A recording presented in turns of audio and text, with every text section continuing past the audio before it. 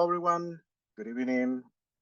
Um, Welcome to our midterm event. So we have arrived to more or less midway of the mentorship program. So thank you, everyone, for joining today.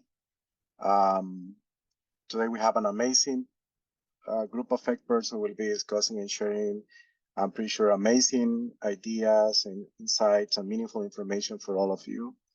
But before we get started, I want to share a few basic rules we should follow. Please mute yourself, mute your microphone when you're not speaking. All the questions will be reviewed at the end of the session. The panel is organized in different blocks. We are going to have the first block with the panelists and the moderator, and then we're going to have around 30 minutes for questions and answers. If you have any doubts or concerns on the session, please raise your hand, and please do not share any unauthorized materials. Okay. But before we get started, I would like to introduce our moderator who will be leading this exceptional group of experts, but also she is an amazing, exceptional guest, Daniela Varas. Daniela Vara is a marketing professional with over 9 years of dedicated experience developing marketing strategies and executing impactful mass communication campaigns.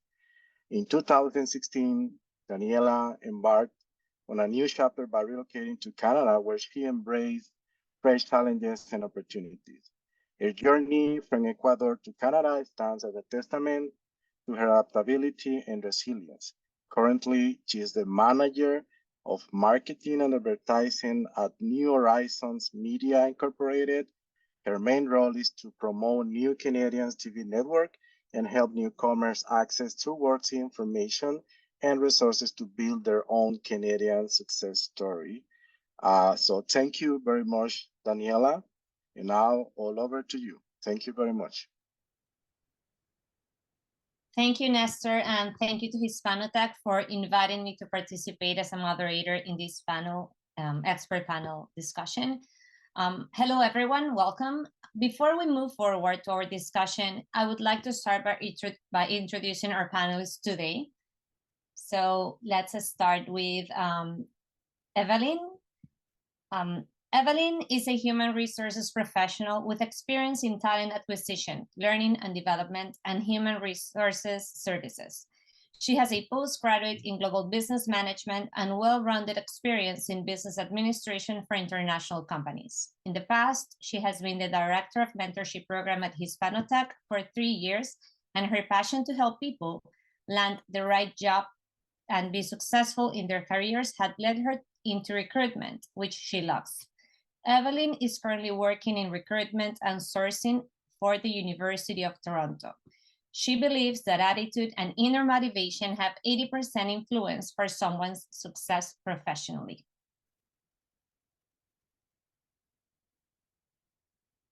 Sandra arrived in Canada at the beginning of 2018 to pursue her PhD studies at the Faculty of Engineering at Western University in London, Ontario. She understands well the difficulties a newcomer faces in adapting to a new culture and the challenges to transition from academia to industry. Currently, Sandra is a senior manager for decision models in Scotiabank. Previous to this role, she assisted in the model operations team, where she supported the implementation of models and the development of tools to improve data quality and reliability.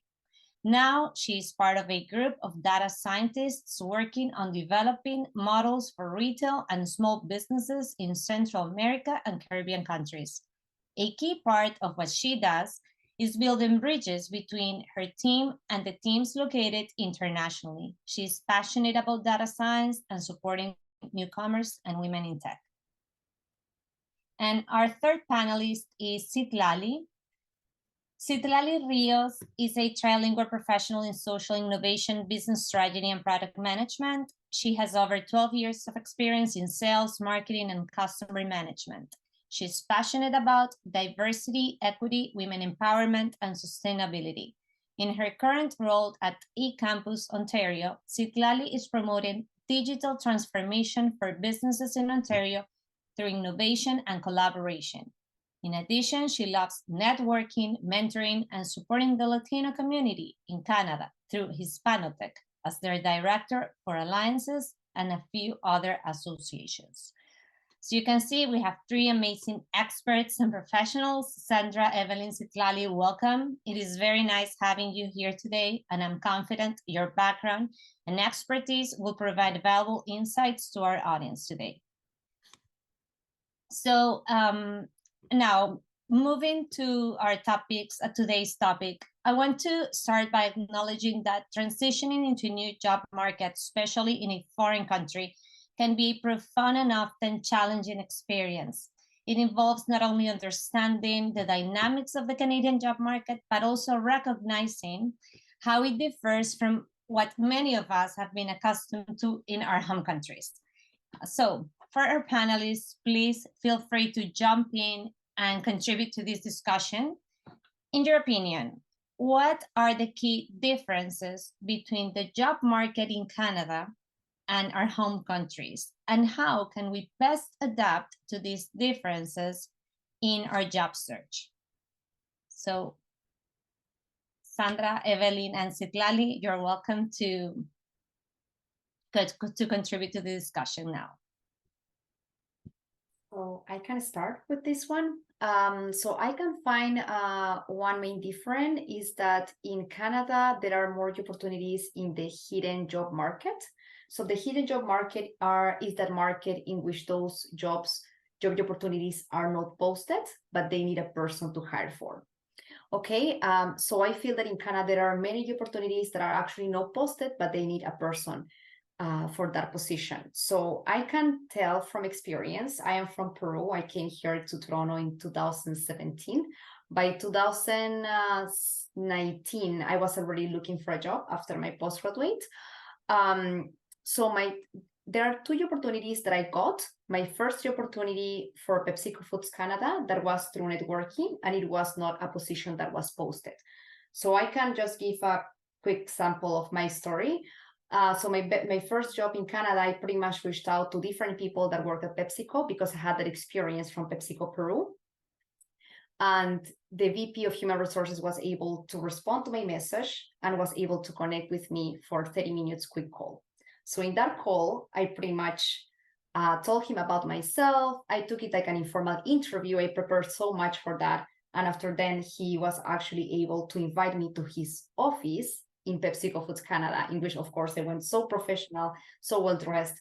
And at the end of the conversation, he mentioned to me, there is not an opportunity right now, but we may have an opportunity soon with my team. So we will keep you posted. For me, it was very, very great news. And so what happened after is that after about a month, one talent acquisition manager reached out to me saying, hey, we have a 4th-month opportunity. It was an internship, not the exact opportunity I wanted, but that was my first position that I got. And same thing with Chanex. They didn't post the opportunity anywhere. Pretty much was one of my clients I was working with. And she mentioned to me, I am gonna leave this position soon in a month. If you're interested, you can connect with my supervisor. And I was, okay, perfect. Let's have a conversation with your supervisor. It was a way to network for myself. They were able to know more about me. And of course, when the position came up, they already had someone in mind. So I would say it's very, very important here in Canada to network because there are many opportunities that are not posted.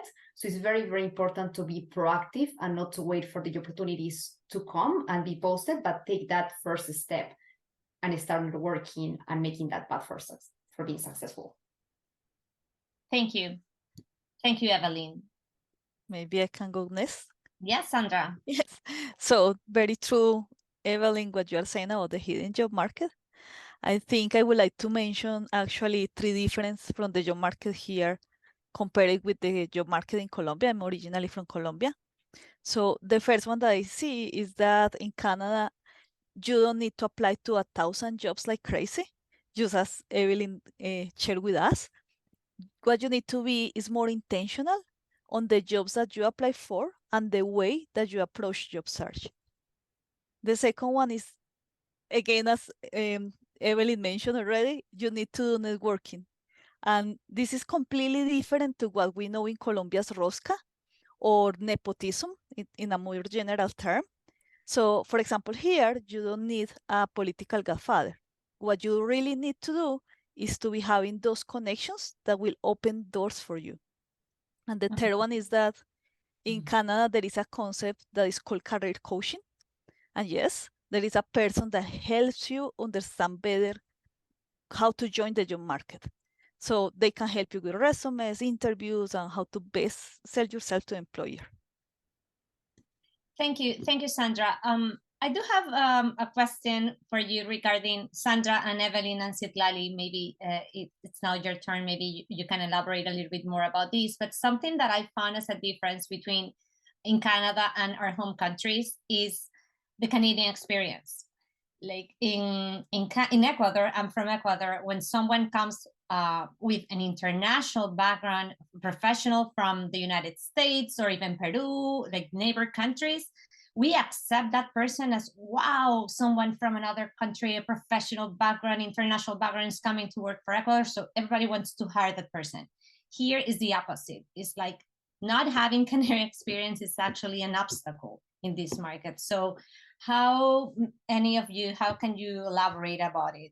Is it, I don't think it's something that I just only, I think it's something that we all know.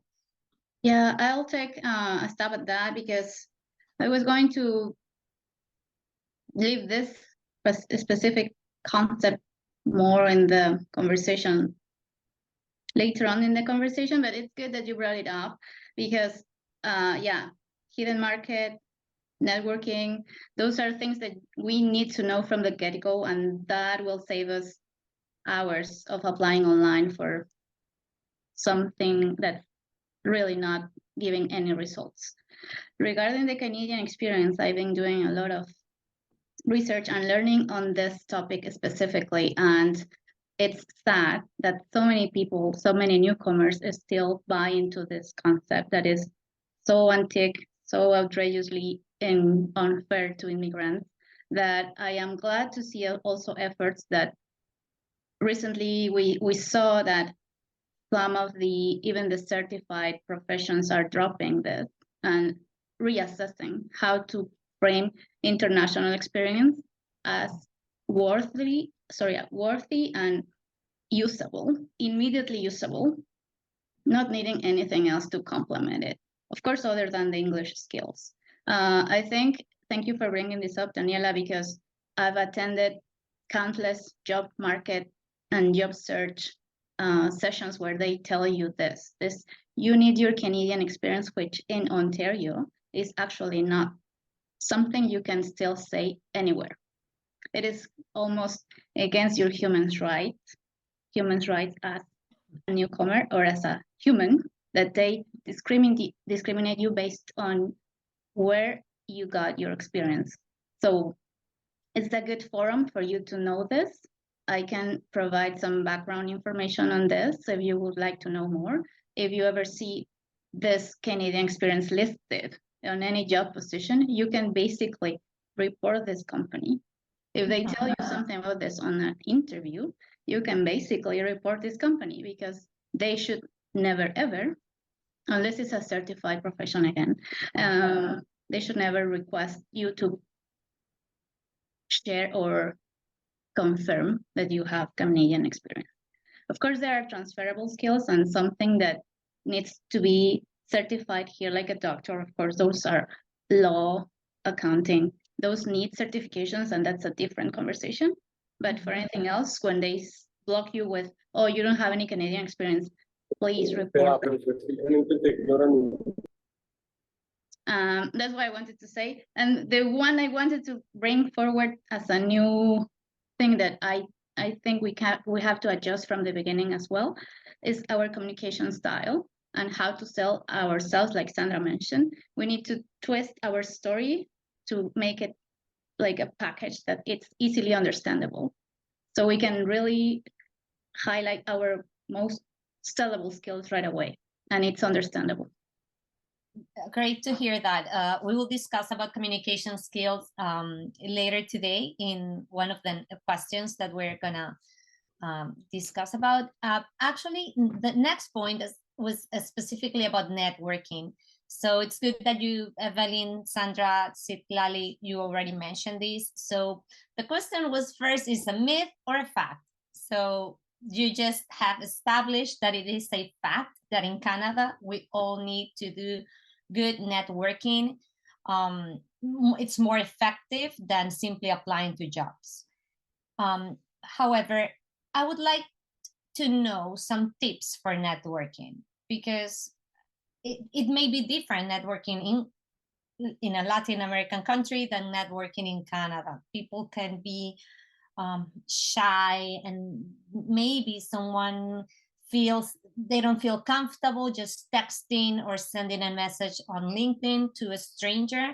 So can you give the audience some tips on how can you approach people for networking? Maybe I can start with this one. Okay, so yes, as we established, it's totally true that we need networking. This one is key for the job search in Canada. And of course, it's challenging. So what I would recommend is first, if you arrive as a student, use the career services of your college or university, because they will help you. They will help you for free many times with your resume, how to set up your LinkedIn profile, how to build your personal brand, and all of those concepts that we need in the Canadian job market.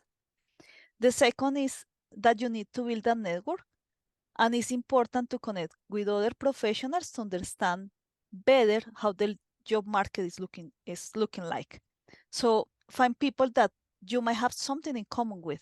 So maybe you are coming from a similar career. Maybe it's a person that is from your same home country. Maybe it's an alumni from your home university back where you are from, or maybe a college or university here. Maybe it's somebody in the field or the company that you would love to be part of. And it's perfectly normal in Canada. People reach out in LinkedIn or somewhere else looking for those coffee chats.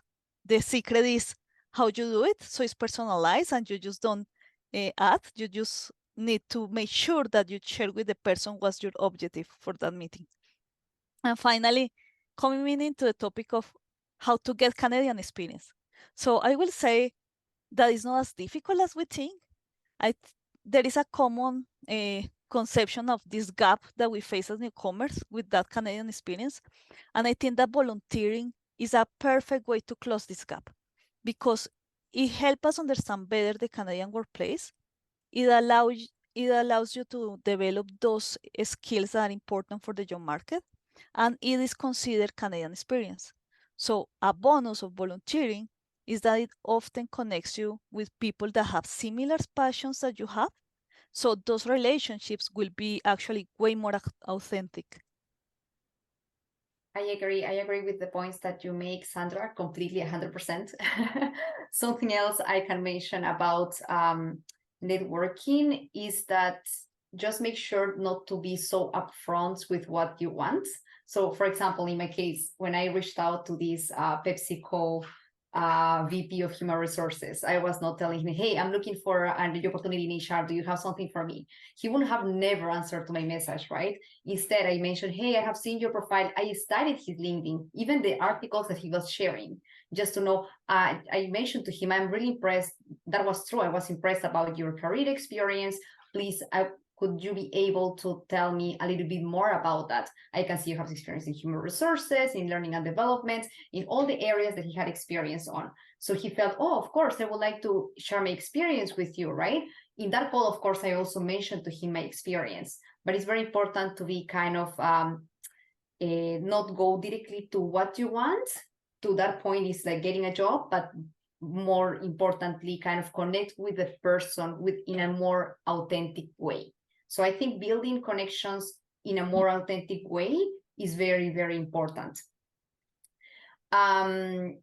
So that was one point I wanted to make. And I agree with you, Sandra, what you say about getting the Canadian experience through volunteering. This is an amazing way to do it. Actually, that was my first experience here in Canada through Hispanotech. I volunteered as an HR coordinator, and that was the field that I wanted to be in. So my problem was that I had a lot of experience in Peru in international companies, but everything was in sales, business intelligence. I just had 6 months in human resources. So thinking how I'm gonna get this Canadian experience, right? That might be important for some companies, even though they don't put it in the job posting, this might be important. So I pretty much what I did was to sign up with Hispanotech and start volunteering as an HR coordinator and have some duties that are kind of related to a position that I would be interested in. So that's a very, very good point. Another thing that I can mention is to get some tips in job search, besides what you're saying, Sandra, of just getting in touch with the career advisor of their program they might be studying in. They could also reach out to those employment agencies. So I had the opportunity to work for JVS Toronto. These are employment agencies at Ontario that would be able to help you with your resume, a cover letter, interview preparations. But not only that, but also they have workforce specialists who are people that would be able to connect even newcomers or people that are having issues in finding employment with other companies. So that's a very good tip. If you're interested, I would just go to those employment agencies, and it doesn't have cost because it's funded from the government. I think the only requirement would be for you to have a work permit, but aside from that, you would have that benefit. I would have done it, that I would have subscribed to them, but I didn't know, so I wanted to share that with you guys. Thank you, Evelyn. Thank you, Evelyn, Sandra. Those are really nice and valuable insights. In terms of communication, because you have mentioned it, for example, do not be like too direct, too aggressive. Like, how can you, in terms of communicating skills and international experience and skills effectively to a potential employer, let's see in a networking event, are there any tips or suggestions that you can give the audience and how to communicate those skills correctly? I ask this question because in Latin America, you know that we talk and we can continue talking and just talking about ourselves. Is there any like tip that you want to give the audience, or on like, you know, like go to the point, give your 3 main points of what you are good to, like what are your top 3 skills? Maybe, I don't know, can you share your experience with that? I think it depends on if you already define what is your objective. You need to define your targets clearly for yourself before attempting to sell yourself or promote yourself with whomever. I mean, both Sandra and Evelyn mentioned tapping into your networks. I would add, your network is not only your professional network, but the obvious one is, of course, your school, and the volunteering is a good one too. But also, if you belong to any religious groups, like if you're a parent, other parents are your networks too. So if you're looking for a job, tap into those two. Do your elevator pitch that is clear and concise. Don't ask for anything. Just say, you know what, I am looking for this type of position, or I am looking to meet someone at this company, and you never know who knows who. So I always share this anecdote from one consul in Latin America. He said that during collision, someone was having too much of chill. It was a chilly night and they were cold. Someone shared or offered to share a jacket with them. And from that interaction, a business arrangement came to life. So it is, you never know, and that's just a lucky moment, being in the right place at the right time. However, you never know who in your network is in the position to support you or connect you to the next person in your journey. So regarding your question, that was how to do this, the conciseness that I think for every Latin American country is hard. I think you would need to go to this, Evelyn mentioned, career services.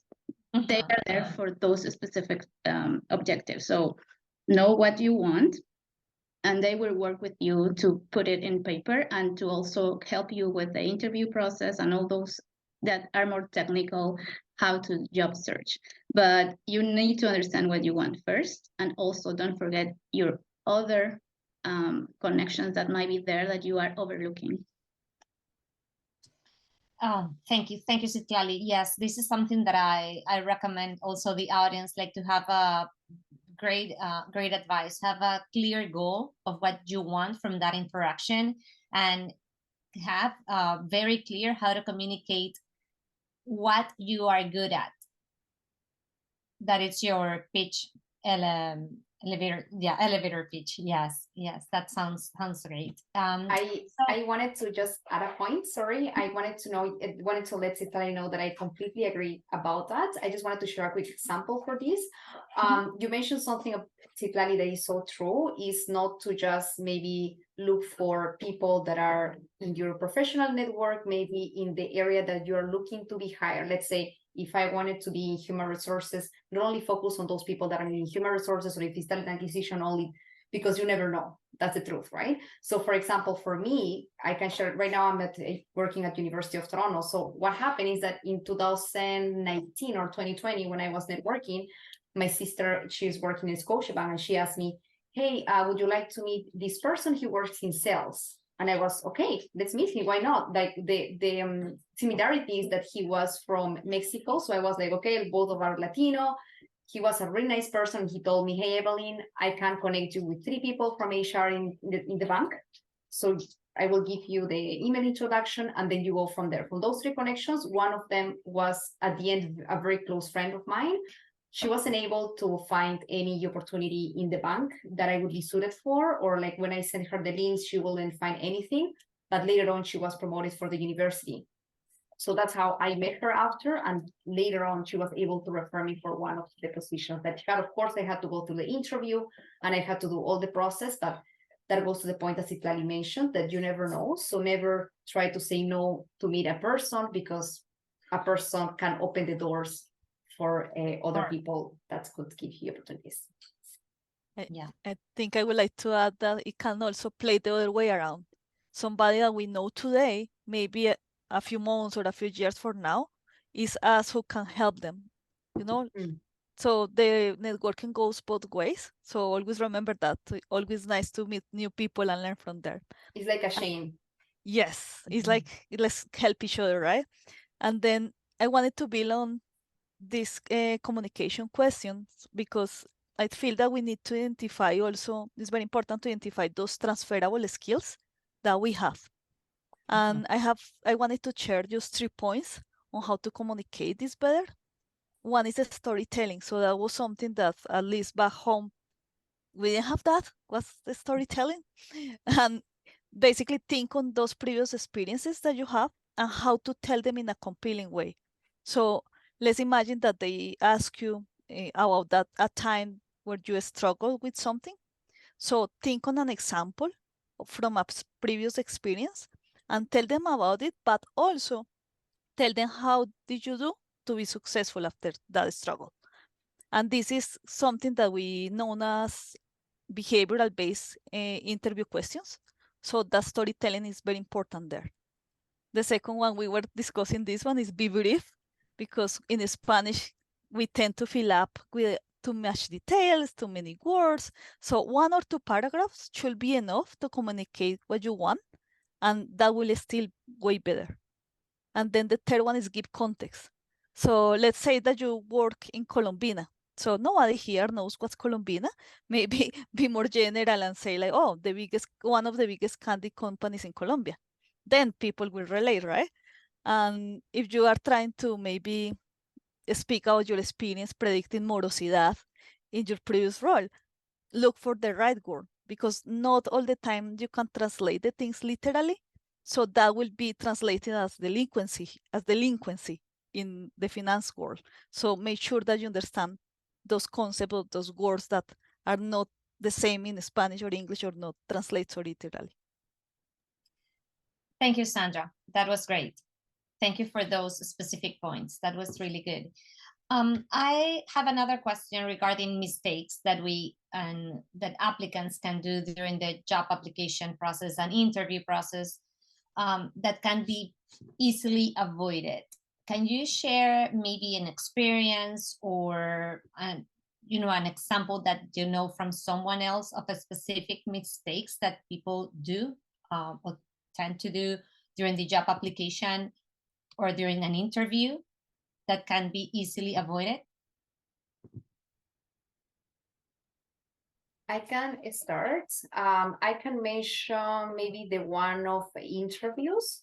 As you know that now there are no in-person interviews, but there are virtual interview.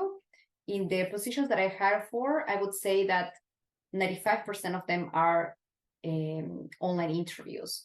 So what I can see, what I can say for what I can see, is that sometimes people think that because it is online, it can be more unprofessional. And that's not how it works. So if it's an online interview, try to make sure that you have a good background, that they can not only see your face, maybe like this too close to the camera, but maybe they can see your body, how you explain yourself. These are like little tips, but they actually make a difference. Try to still dress professional. You're at home, but that doesn't mean you can be in a t-shirt, right? Because it's still an interview.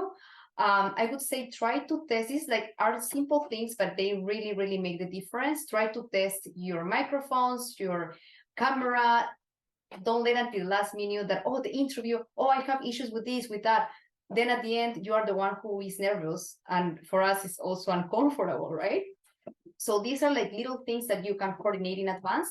And I would say even before the online interview, try to record yourself to see how you expose yourself. Recently, what I have seen in the interviews is that people, because they have the possibility of seeing the notes, sometimes they are just like this and just speaking, and then like they don't really make eye contact with the camera. So we know there is not a person there, but there is still a camera, and I can see if you are speaking in front, right? If you're speaking to me, or you're like pretty much reading the notes, which doesn't look really well, right? We always want authenticity in the answers and the questions that you provide.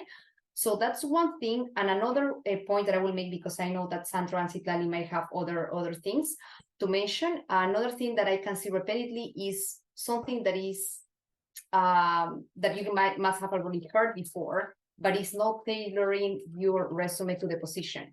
As Sandra mentioned before, it doesn't work like applying to 1,000 positions a day. It's not about quantity, it's about quality. So just make sure to really tailor your resume to that position.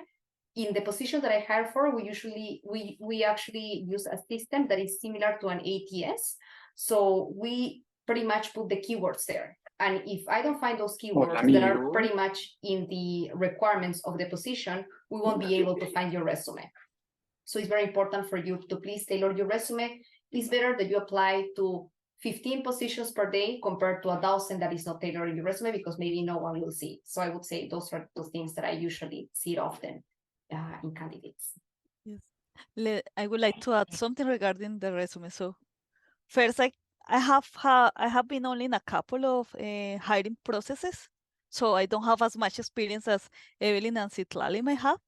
But for what I can share my limited experience, and something that I have seen or I noticed is that in the resumes that we receive from Latin American candidates, those were more task-based. So in Canada, it's very important or is more impactful if we talk about achievements and giving metrics. So for example, saying increase sales by 65% or lead a team of 10 people to successfully increase productivity by 30%. So something that speaks more of the achievement than of the task. So help that recruiter or that hiring manager understand how you are going above and beyond that the rest of the candidates and how you are standing out from everybody else. And building up on interviews, I will speak more in the technical interviews. So in some positions like data science, data analysts, developers, those kind of positions that are programming or in the technical world, we find those technical interviews. And a common mistake is that the people goes directly to the answer without even talking the interviewer through their thought process. And typically in those technical interviews, what they want to see is how you think on how you solve a problem. So it's very important to ask follow-up questions, write down the ideas, not doing the task all by yourself, because maybe they want to see how you collaborate. So for example, if they ask how much is 1 + 1, don't go directly to say like 2. Instead of that, make sure that you are understanding the requirements of this and the assumptions that they have, and clarify those details, because maybe after asking those questions, you will figure out that that 1 + 1 was not really what you were thinking at the beginning. I just want to emphasize one piece. I was going to say applying to different positions at the same company is also a mistake. I think Evelyn can vouch for that. If you do not know what you want, the recruiter will just immediately filter you out. It is like, this person doesn't know their own skills. So don't apply to more than one position that are even conflictive with the skill set. That's one big mistake I've seen. And the other one, I was just going to point out the time you spend in applying for a job online versus the time of networking. It should be like 99% to 1. You should only go to a specific, like Sandra and Evelyn mentioned, an intentionality on when you apply is because you already know this is the job you want, and you know it's available, you know someone that can refer you there. Of course, that's the ideal scenario, but I would just invest 90% of more of my time building my network, connecting to people, understanding what I need to bring more or learn or fine tune with my own skill set and my own documentation before spending hours applying online. That's a mistake. It's not a mistake, it's just balancing differently the time you spend on your job search. Thank you, Citlali. Now to our next question. Actually, Evelyn talked a little bit about this in her previous answer. When we apply for a job, although we might put a lot of effort trying to get the attention of the recruiter, which is a human being, very often our applications are parsed or filtered by a computer. You mentioned it. So it's a software. What strategy should applicants follow to pass these automated filters and still get the attention of the hiring team?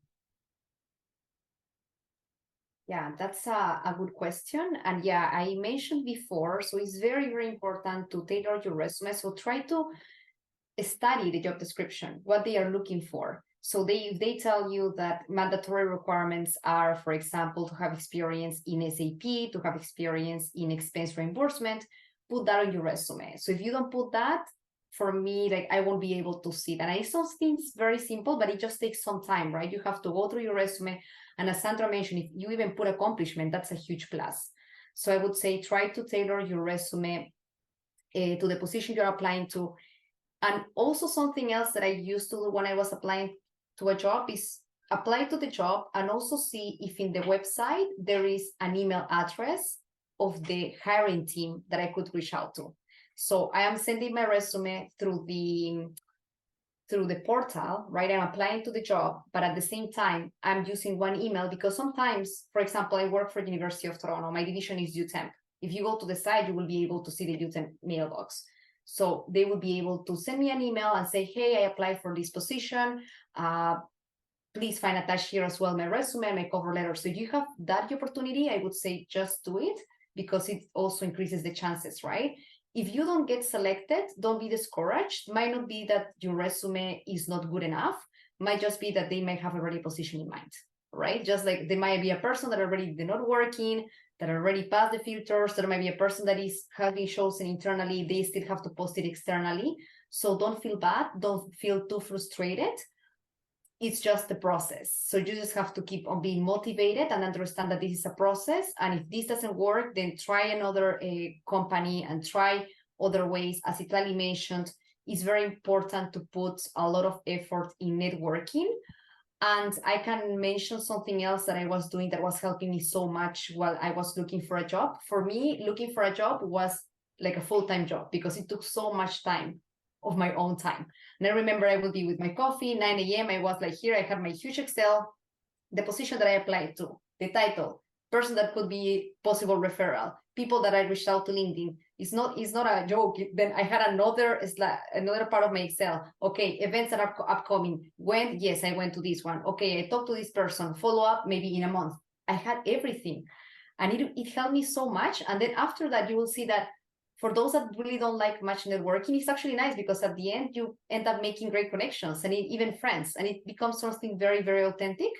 So I would say try to put a lot of focus on the job search. If you have a side job that is not the job that is just maybe like your survival job, that is not your dream job, don't let that job take so much time, and try to still spend a good quantity of time, even if it's on the weekend, to your job search. Thank you, Evelyn. Thank you. Great advice. Sandra Citlali, do you want to contribute to this question, or No, we? I think I just defer to the recruiter, but I think I don't have anything to add there. Okay. I think in my case, like I cannot comment exactly about the algorithm, but I again reiterate, I'm still a big advocate of networking, so reiterate on look for your connections, check who do you know in that company that you want to apply for, try to get that networking meeting or that informational interview before you apply, and then think on how you can contact, how that contact that you have can help you deliver the resume to the right people. And I have an interesting or a nice story here. So there is a current colleague of mine. I shared once a job post on LinkedIn, and she saw the job post through one of her people in her network. So let's call that colleague Juanita, just to give her a name. So what Juanita did was basically she reached out to the other person, let's call her Sultanita to have some funny names. So Sultanita encouraged her to reach out to me. And she did so. She did a very good personalized note in LinkedIn mentioning Sultanita's name. And little did she know that Sultanita was one of my mentors and is somebody that I highly, highly appreciate, and I having a very high stand. So she got my attention right away. I asked her to send to me her resume and why she was the right candidate for that job. I think that's one of the best emails that I have ever get in how a candidate is fitting right to the position. She was mentioning like the key points that were being asked in the job post and how she was like good for them. So I flipped that email to the hiring manager.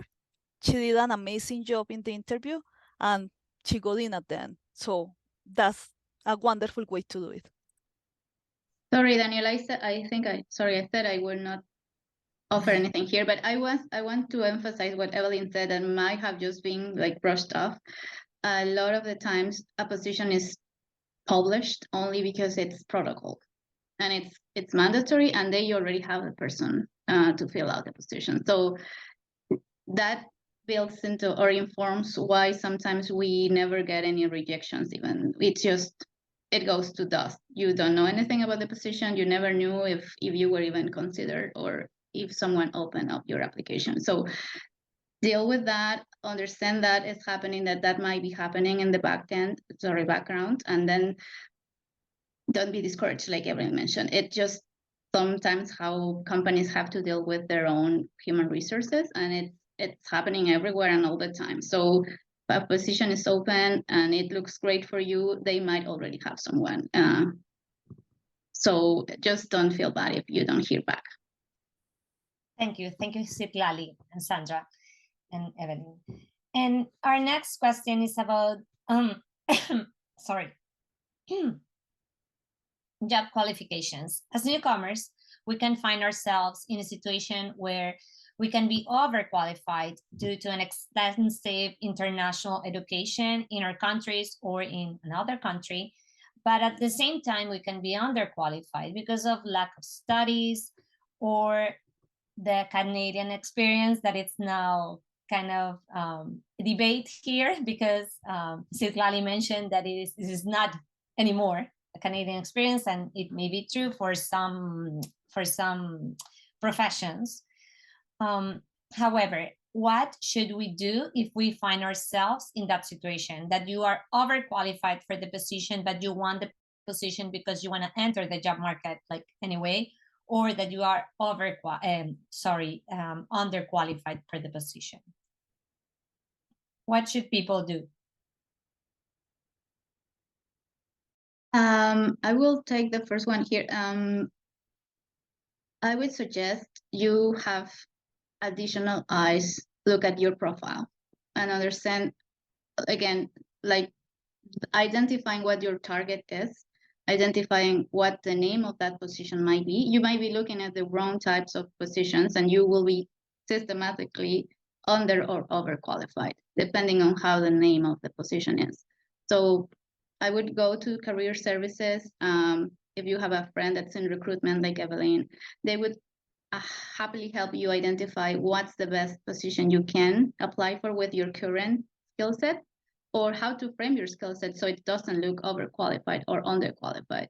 Like Sandra also mentioned, you need to sell yourself, but I would add, you need to identify your worth here. Because we come from a very diverse background where we are used to doing a lot of different things at the same time.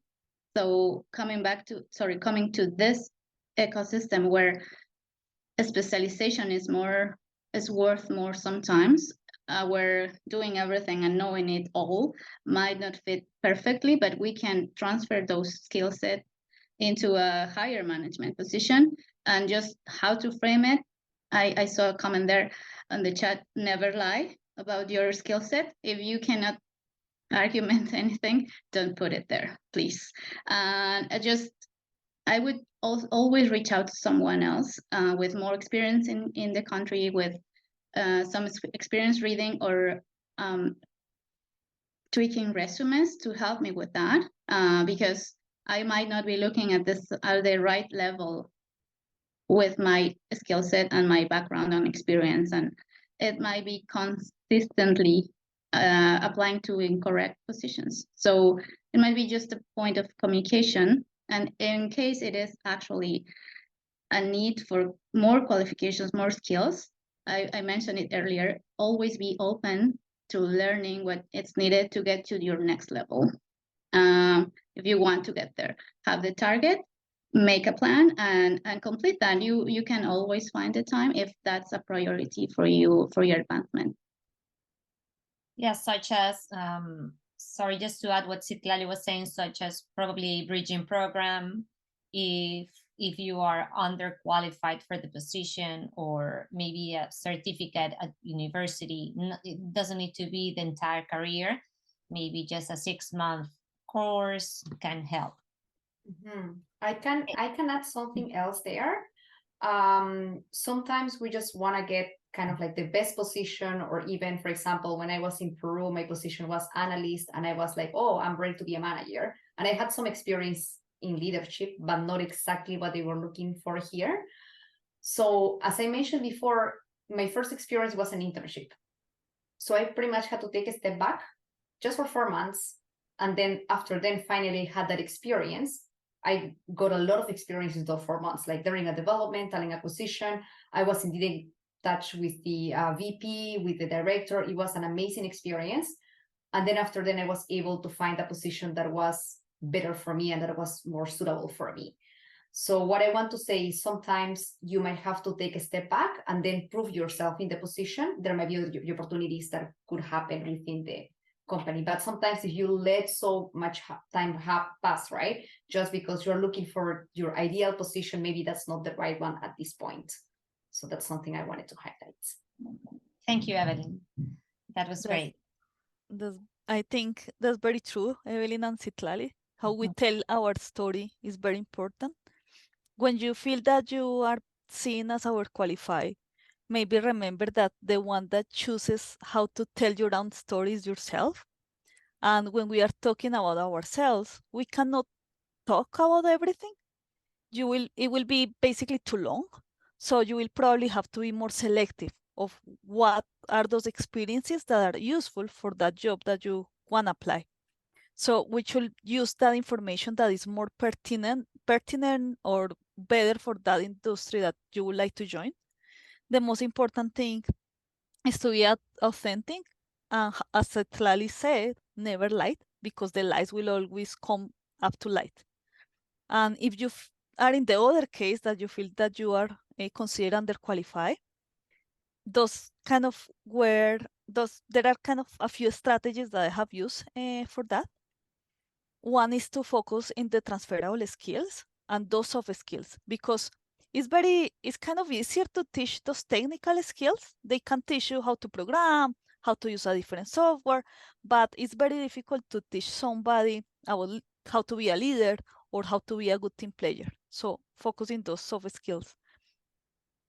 Also work on upskilling your knowledge. So there are free certifications out there, maybe Coursera, maybe Udacity, and they will show the people that you are working constantly, you are learning constantly towards getting like to the place that you want to go. And a strategy that I used was having a web portfolio. In my case, in data science, I needed to close that gap between my academic career and what the industry was looking for. So a web portfolio helped me with that. There you can showcase your personal projects, you can show your skills and how you are working in different things. And finally, there are also some competitions and hackathons, and you can even win prizes and get to know some like-minded people. So again, you can get to meet people that will help you open doors in the future. Thank you, Sandra. Let's move to our next question. We still have around 20-25 minutes and 3 more questions before we go to the questions from the audience. So this is maybe, are there any specific industries or sectors in Canada are more welcoming to newcomers, just in your opinion or from your experience from the years that you have lived here in Canada? Are there more sectors more welcoming to newcomers? And if so, what steps can newcomers take to explore opportunities in those areas? In my opinion, I believe that you can find employment in any industry. I would say it more depends on the type of position you are looking for and the experience that you have. So I would not limit to just certain industries. However, you can put more focus in the industries that you are interested in that have more experience. For example, when I came here to Canada, I was, okay, I have experience in food, beverage industry. That was PepsiCo. I also had experience in LG Electronics. So then I was trying to reach out to Samsung, to LG, right? To try to see what is your experience and your interest. So I would focus on those industries, but I would not just limit, oh, I know I want to go to this industry or the other one, if you find a job that would be suitable for you. Thank you, Evelyn. I agree. I wouldn't really pick a specific industry. I think Canada needs new talent all across the board. And I would just add that it is sad that immigrants are everywhere in all the industries. However, we only get to some level of position. It's like we get to middle management, and it's very hard if you go higher up to see a woman, even a BIPOC representing a high executive position. But I would say it's whatever you are, whatever experience you have and how many years you've done what you know how to do, Canada needs you. It's just how to frame your experience that we can position you perfectly. But I wouldn't pick any industries particularly, but I would just emphasize that we need to do more to get us on the higher up, defining the future of the workplace, not just filling the entry level and middle management. Thank you, Citlali, for your answer. And actually, from what you just mentioned, I just want to ask you and since we have 3 women in our panel today, I would like to know if you have felt or found at any point in your careers in Canada, any barriers and challenges as a woman entering a new job market or advancing your careers. Have you felt at any point any barriers or limitations? I cannot speak for myself because I didn't feel any barrier or limitation while I was applying for jobs, but I can tell for why two people told me is that sometimes they would ask you personal questions during the interview, like if you're married or, you know, like how is your family going, like those things that you shouldn't be answering.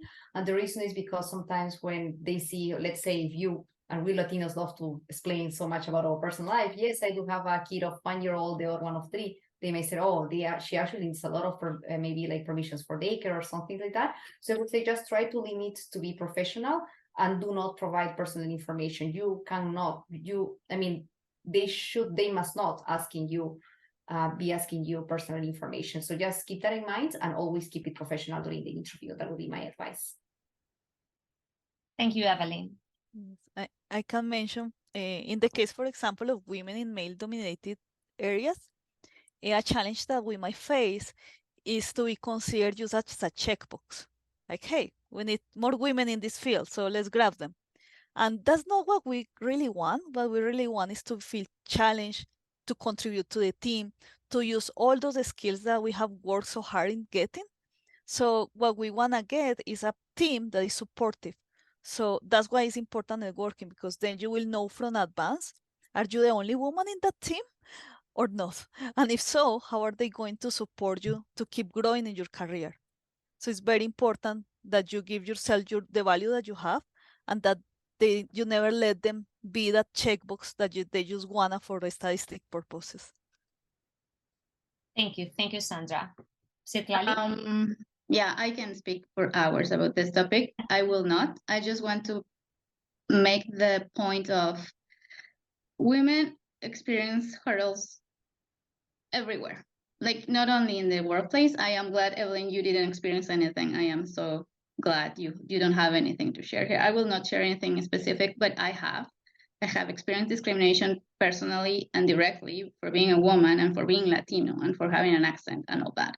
But I think it just makes us stronger. Identifying that instead of a weakness as a strength and opportunity to keep showing up and representing a community that's professional and talented.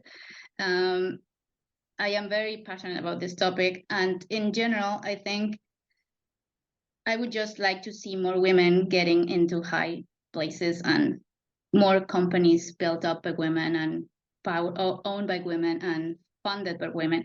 It just takes a lot of work. And like Evelyn mentioned, sometimes it is perceived that you just don't have the time because you have a family, you have someone to care for, you have an elder at home that you need to provide, and it will distract you.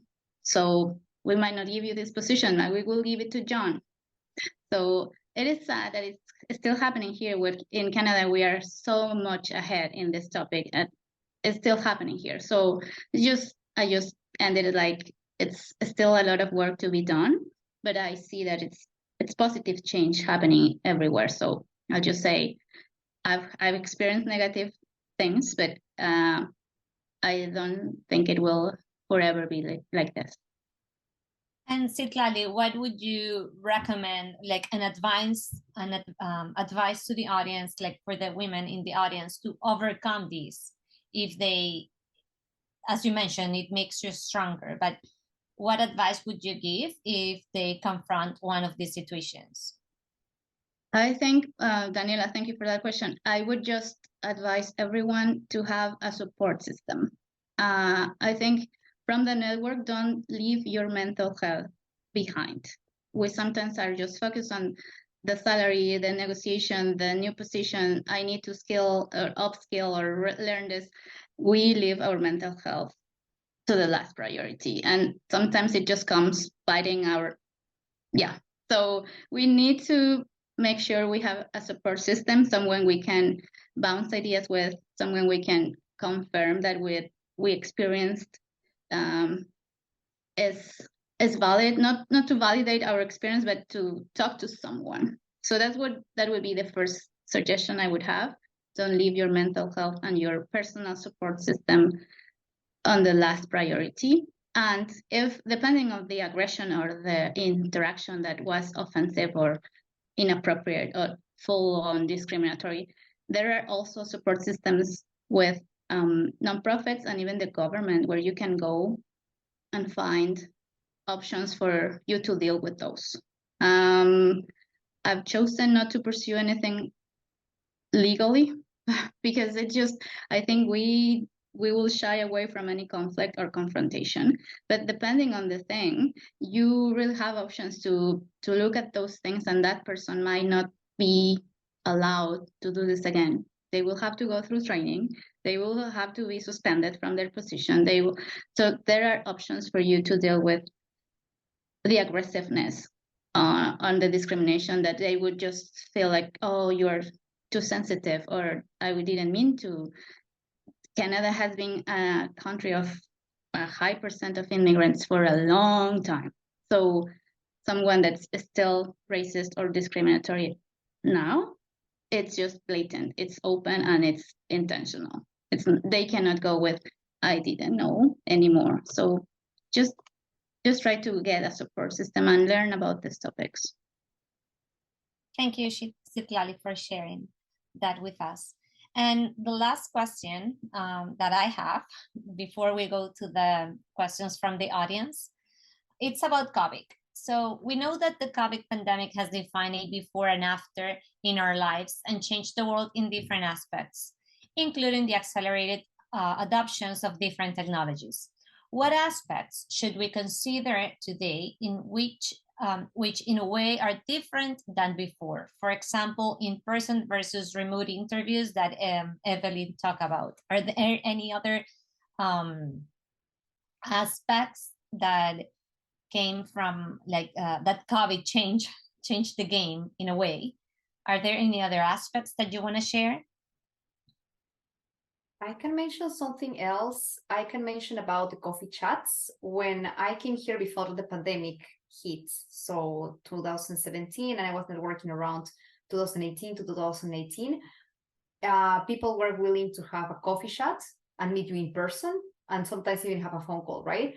But now they also have the option of meeting through Microsoft Teams or through Zoom. So maybe in order to make it easier for that person, for you to meet them, and for you to get some support from them, you can also suggest that you can meet them through Teams or through Zoom. So for me, this is great because it's better even than a call, because you will be able to make the connection online with the person if they cannot meet in person. So that's another thing that I would share that I think would be of interest. Thank you, Evelyn.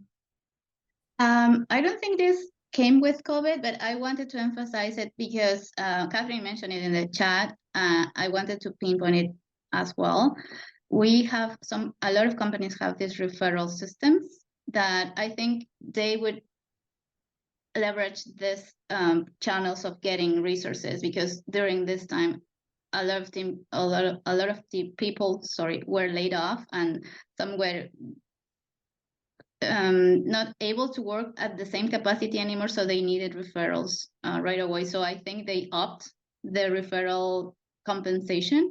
So I would suggest that anyone that works with a company that has referrals that are paid for, leverage that and help anyone that you can with those referrals, and you will get a compensation. And sometimes both get a compensation if you go past the probation time. So I don't think it was necessarily due to COVID, but I think I saw those more during that time, and I hopefully think they are still going on, and it's just a good way to help each other.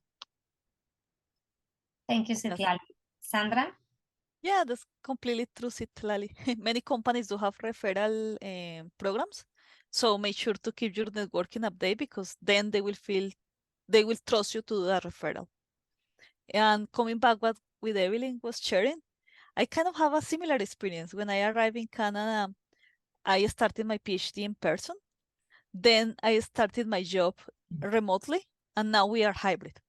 So what that mean in terms of networking was that when I was in the PhD at the time, they would prefer face-to-face interactions.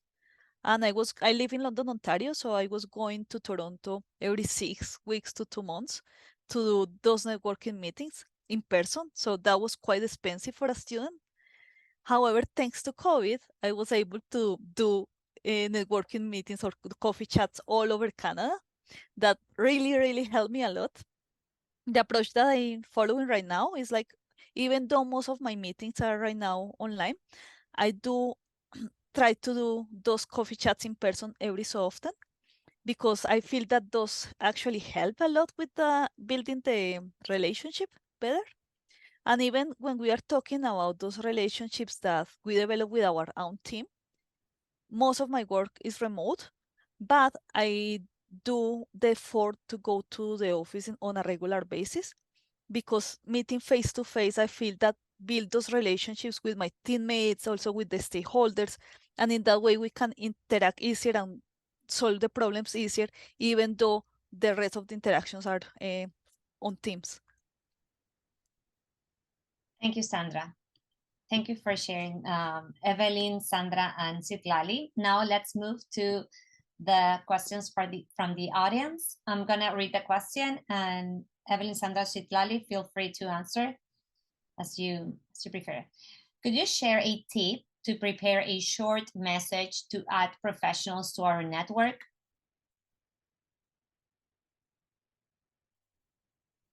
A tip for a short message. Go, Evelyn. Yeah, sorry. Yeah, are you sure? You go We're started speaking at the same time. It's okay. Sorry, you go first. Okay, then you may have another tip as well. So in my case, I try to focus more on the person, and I would try to see their LinkedIn profile, what about their experience, and then I would send them a line about that I am interested in their profile, the reasons why I'm interested in their profile, and I would mention a little bit about my skills and experience that, of course, were related to the job that I was looking for, pretty much. So that I pretty much was asking them to connect, to learn more about them. So I think that helped me a lot, because there are many people that would be willing to help, to connect with you, to tell them about your experience. And in the same conversation, you can tell them about your skills, your transferable experience that you can have for a possible job. So that was pretty much my tip. I think Italy, you have another point. No, it was 100% aligned. I would just say, find something relatable. There's always something relatable, either in their profiles on LinkedIn. They might be even more across the board with other social media. They might have a published article. So refer to something that they published or they promoted, or something that you can take to start the conversation. So it's not just out of the blue, I'm here because I am interested in you. That's kind of obvious, but I want to see why, and that you put some effort into reaching out to me, because particularly for me, not that I'm super popular, but I take some time in replying to my LinkedIn messages. So if I see that they just use the default LinkedIn message, I might not even approve them right away. I will just take some time to see their profile, but that would take longer. So just from personal experience, if you want to reach out to someone and it's very interesting to you and it's important to build the relationship and not just make the initial connection, but to build the relationship, you need to start off with the good fit and just look for something that's relatable, valuable, and that it looks like you put some effort to build a relationship, not just check a connection. The other thing I will add is, sometimes we meet a lot of people in networking events, and then you start adding a bunch of new LinkedIn profiles. So make us a favor and make yourself a favor. In future, you want them to remember where you two meet each other. So if that's the case, that you go to a virtual or in-person networking event, add a personalized note and say like, hey, it was great to meet you at the Hispanotech expert panel on yesterday. I would love to connect with you on LinkedIn. And then maybe a month from now, when you write us back, we will remember, oh, this is where we meet each other. So that help us connect you and keep you in our mind. So use those personalized notes. Thank you. Let's move to the next question. Do you recommend adding the survival job to the resume? That's a good question I can answer. So I would say it depends.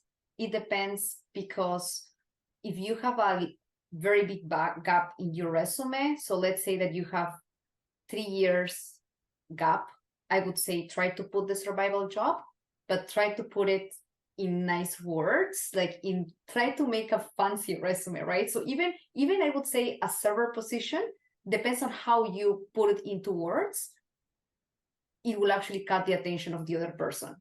But if the survival, let's say the survival job is not related to your position at all, what you can also do is what I have it also in my resume. In the beginning of my resume, I put highlights of qualifications. The highlights of qualifications are pretty much the skills and the experience that I have related to the job that I am applying for. So because the recruiters don't take too long to review resumes, I would say maybe like 6 seconds per resume.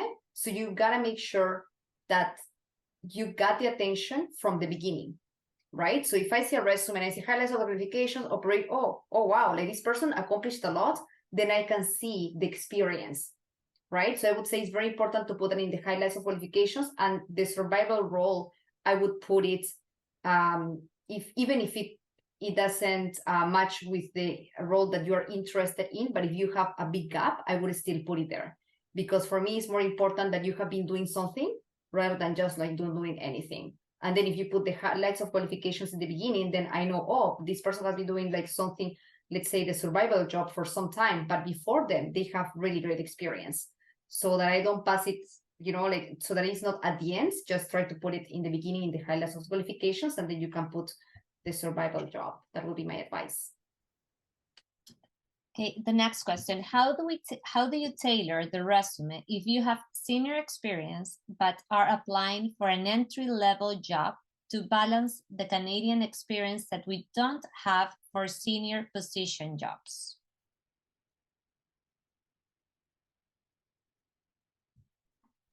Maybe Citlali wants to answer. No, I'm just because I am totally sad about this question, because this is the specific scenario that through Hispanotech we are trying to avoid, that you feel the need to go to an entry-level job just to fill out your Canadian experience because they don't value your managerial experience or your background from back home. It is a reality. We will not change how things work here, but I would advise the person that asked the question to go through a career service to identify how to frame the background and the experience that is 100% valuable here, to not having the need to go back and fill an entry position because they don't feel they are qualified for a position here. I always share that sometimes from where we come from, the process of things, the volume of things were way bigger than what we handle here in Canada. So sometimes we feel that we don't have the management experience here, but that is transferable. And I would advise not to frame your position to that objective, but to go and switch the mindset to find some additional resources or support to make sure your profile reflects your real experience and that is perceived as is appropriate for a recruiter like Evelyn. So Evelyn might look at your profile and say, this is a management position. They haven't been a manager here, but maybe you need to work through this, not start from scratch. That's what I'm trying to tell. So maybe not directly like management, because she shared that she needed to go to an internship first to get back to the position, but it's just don't censor yourself, don't sell yourself short. Identify how to just frame your experience to the right and appropriate words that they are interpreted correctly, and you don't need to start from scratch.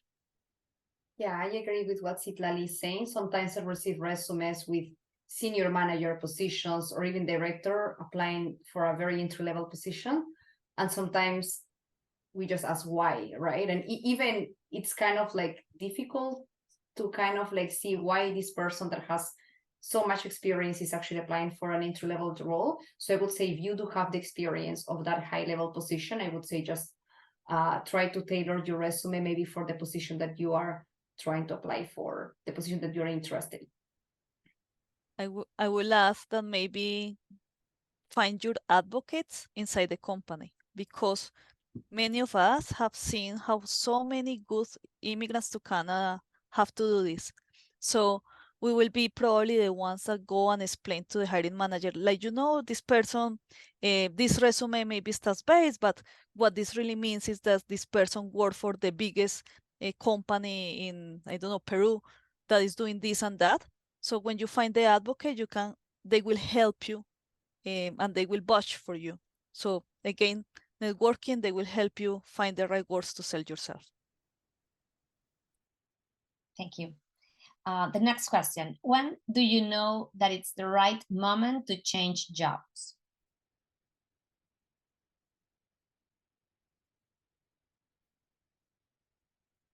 Anyone? Yeah, I would say mainly when you are not happy with what you're doing. I believe that you have to be motivated when you're working. In my case, I love recruitment and it motivates me every single day.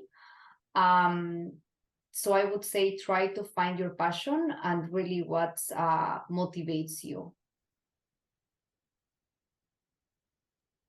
I will, perfect, yes. You need to like what you're doing to enjoy a big chunk of your day that you are doing this task, right?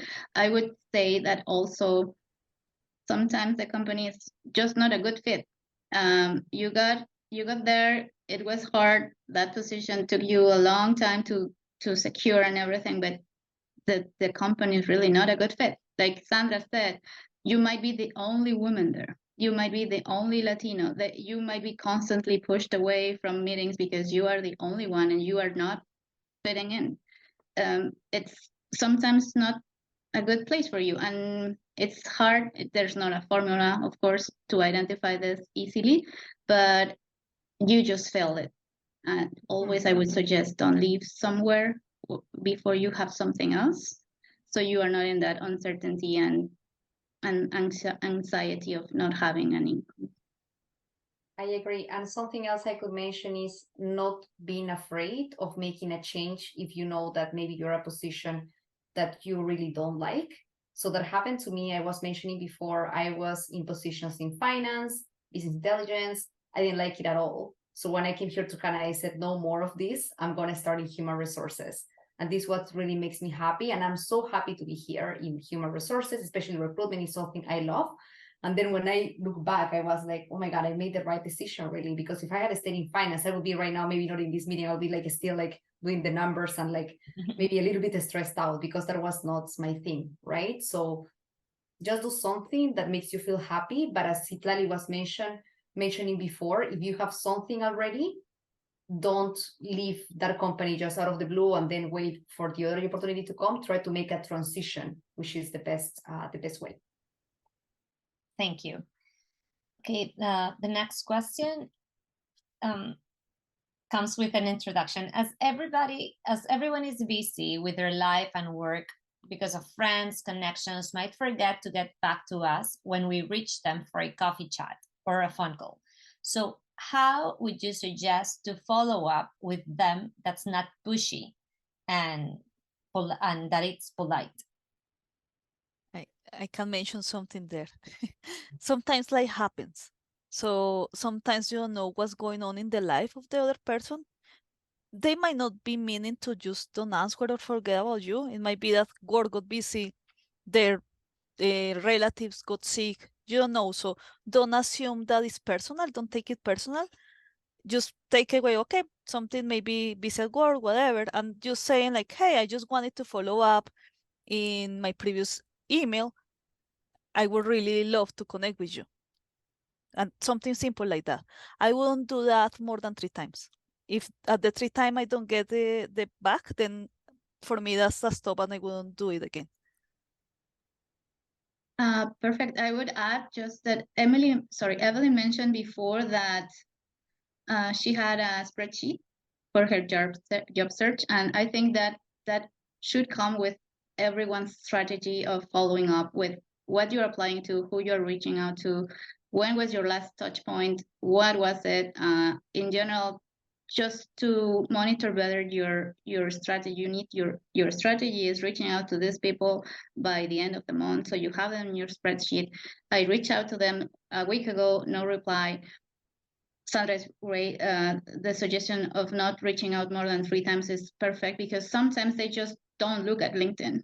There are people that just have their profile and never ever use it. So again, not personal, and just moving to the next person that you already have, thankfully, so hopefully on your spreadsheet. So it's just the next one. And if they reach out to you a year later, they are still on your spreadsheet, so you can just update the information there.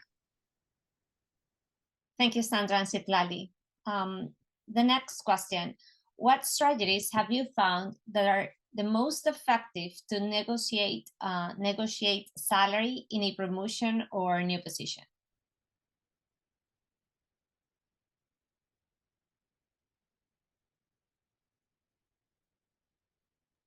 I will also like Evelyn's reply on this one.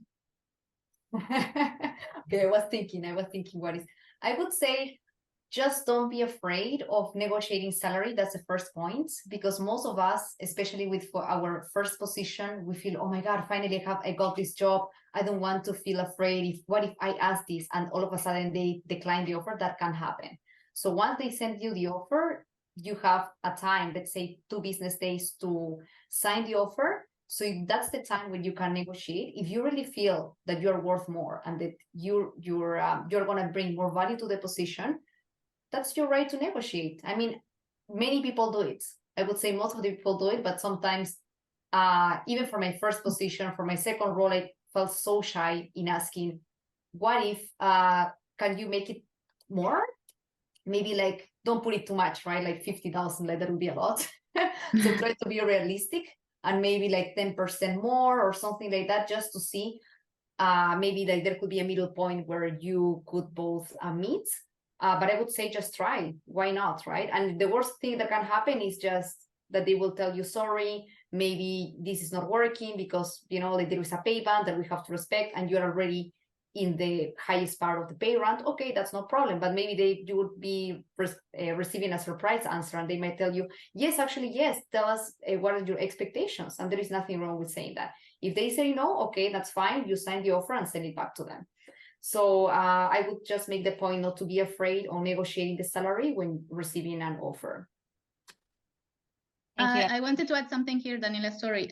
Just with negotiation, you also need to know what your position is worth. So I would do some benchmarking exercises to understand what level you would be at or want to be at. So when you drop a number to the recruiter, you don't sound like way off. So understand the level of the positioning you are looking into, but have some information from the market. So there are some, like Glassdoor shows some benchmarking for salaries.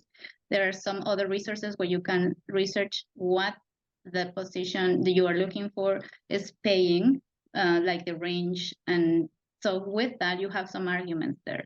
You don't need to ever say how much you're making right now.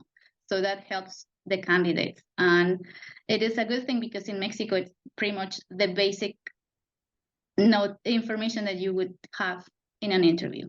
They would immediately request your current salary. Here, you don't have to disclose that. So it's a good thing that we have as a candidate. I think to add to Citlali, when we are doing our research, let's leverage our network inside that company because they will know what's the salary range for that position. So you can always reach out to that network that you are working so hard in building up and they will help you. Thank you. Let's move to the next question. Maybe this one is for Citlali. Please explain more about the Hispanotech referral system and how to use it. Yeah, I saw that question. It might be just need some clarification.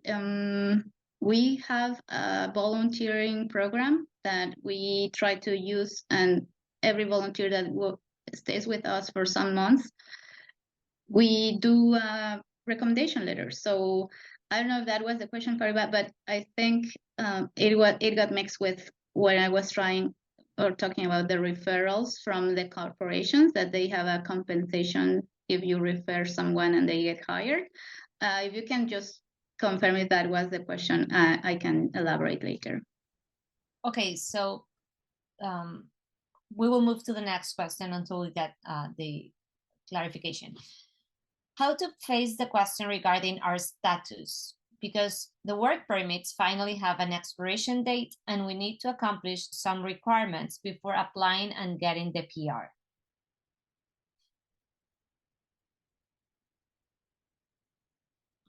Isn't that illegal to ask? I will ask it Lali here because my understanding is they should not ask that. That's information that comes to HR and that's after you get the offer. That's my understanding, but Yeah, I agree. So the question should be, the question that can be asked is, are you eligible to work in Canada? You don't have to disclose if you're in a study permit, work permit, PR, citizenship. They shouldn't be asking you specific questions, just if you are eligible to work in Canada, right? Now, if you are selected for one position, of course, they're going to ask you your work permit. So it's very important to be transparent, right? And if you cannot work full-time hours, just don't apply for that role because that will come up later on. In the hiring process, they will be asking you your SIN number. They will be asking you your SIN number. Then they will realize that you're on work permit, and that's when they will be asking you your work permit, and that's when they will be able to see when it expires. So it's very important to keep track of the expiry date of your work permit and all the status, just so there is not any issue with the company. Thank you, Evelyn, for the answer. Evelyn, this one is for you too. How did you manage to connect with a person in PepsiCo? How did you find this specific company? No, sorry. How did she find this specific company, and how did she learn to refine and tailor your resume? How much time her in your job search was? What I did was pretty much connect with all the people in PepsiCo Canada. So I sent messages to about 30 people. From those 30 people, the only person that answered to me was the VP of Human Resources. But for those people that I reached out, everyone had a tailored message. It's not like sending a general message to everybody. It's just a tailored message depending on their profile, if they wanted to connect with me. And I was lucky that that person replied to me. So why I targeted PepsiCo is because I already worked in PepsiCo Peru for 6 months in HR. So that was my only HR experience, and I worked in an internship. So that's why I pretty much reached out to them, and I mentioned my experience in the email and in the message from LinkedIn, and then he was able to reply back. We connected through a call, and that's when I went to the office, and the other story you guys know. But that was pretty much that. So I would say it's important to focus on the companies that you think that you have more opportunities, right? So have targeted companies in your job search, not just applying to any company, any role that appears on Indeed, but just try to have your targeted companies. Okay, thank you, Evelyn. This question here is actually, this person is asking for advice, a recommendation. Is actually asking if this person should keep his or her survival job that works for the PR, or start looking for a new dream job, for his or her new dream job. And it's saying, I'm on my way to have Canadian experience, so I'm not sure what is the best right now. So I would suggest to keep the survival job, because of course all of us we have expenses, right? So of course, just keep your survival job, but at the same time, don't lose your focus. What has happened before, and that I hear this a lot, is that many people get the survival job and they stay with it. I have a friend that she got a job in customer service, is permanent, is good, and at the end, she's just doing that. But when she was in Peru, and what I know her passion is communications. So she was a business manager in communications, something like that. But now she's totally different. Every time I meet with her, she's like, yeah, well, my job is doing well. It's paying me well, but it's not really what you want, right? So never lose your focus. So I would say keep that survival job for now, but still try to look for the opportunity you want, right? So it won't happen tomorrow. It takes time to build that network, and when the opportunity comes, you will be ready. Thank you, Evelyn. Sandra and Citlali, do you want to add something to this, or?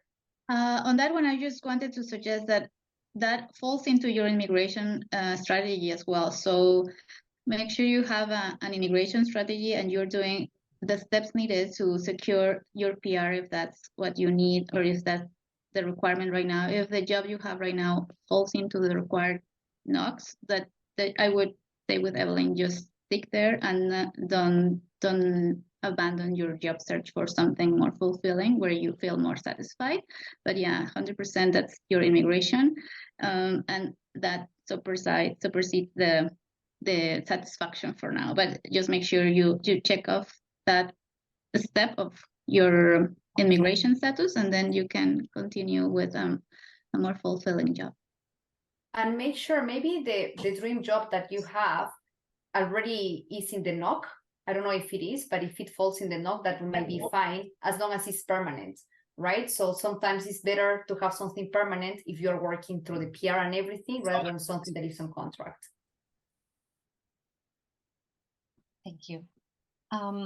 And the last question that we have from the audience is how would you suggest to negotiate the salary? For example, if they ask how much do you want or your aspiration, do you suggest give them a range, and they take the lower end of the range if you give a range? So that's the worry. How would you suggest to continue with this step?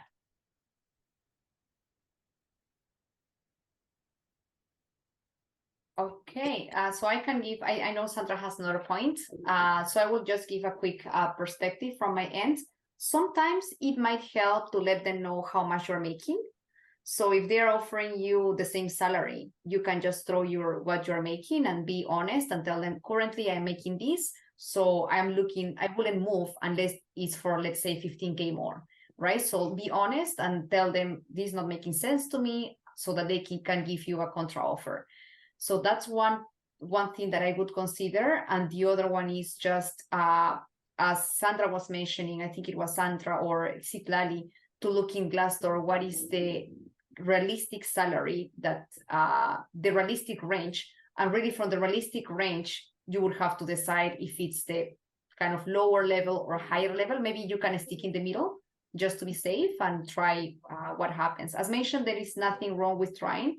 You can always put a number, and if they think it's too high, you can say, okay, what about this number that is kind of lower, right? So there is always a second negotiation there, I would say. So Sandra, you can go ahead.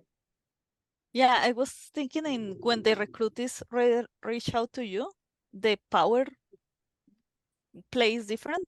So you can be the one asking first, hey, what's the salary range for this position? And then you will have a little bit of the power there.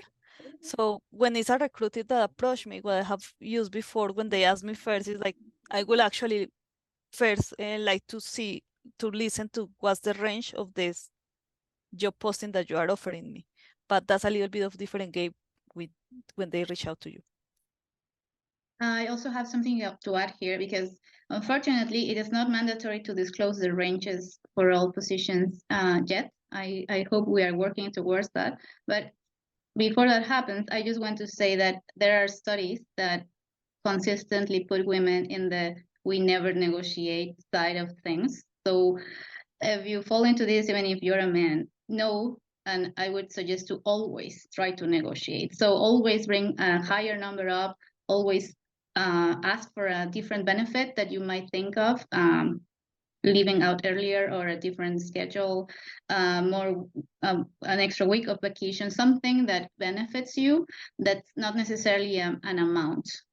So those can be also negotiable, and it's a good perk to request if something like that might be even more valuable to you with your work-life balance, more vacation time, a little different time or schedules, something that is creative in the negotiation, and always try to negotiate, especially if you're a woman, because we will consistently not do it, because what Evelyn mentioned before, you might be too scared that they reject you. It's your first opportunity in a lot of months, so you just want to get the yes and to sign the contract. But there's, I would say, always room for negotiation with the right skills. And they normally, the recruiter doesn't decide on their own. Maybe I'm wrong here, but Evelyn, you can say if someone brings up a proposal or a counter proposal for a position and a salary level, sometimes you have to bring it to the hiring manager, not you directly, right? So it's not only up to them. They can also bring the proposal to the team, and it can happen that you get the money that you asked for. Yes.